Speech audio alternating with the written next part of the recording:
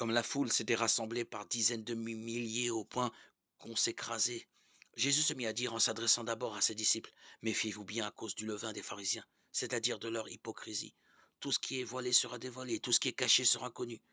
Aussi, tout ce que vous aurez dit dans l'ombre sera entendu au grand jour, ce que vous aurez dit à l'oreille dans le fond de la maison sera proclamé sur les toits.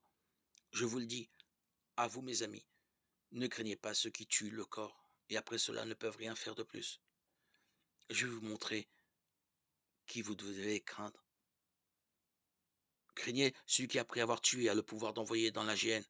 Oui, je vous le dis, c'est celui-là que vous devez craindre.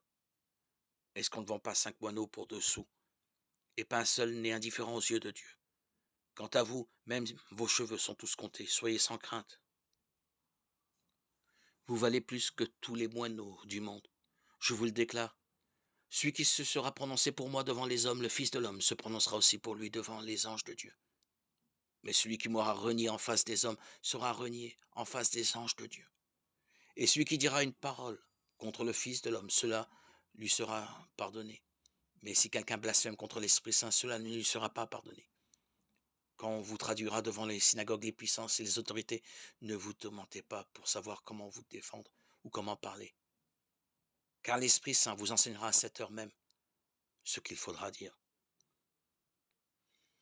Luc 12, 1, 12.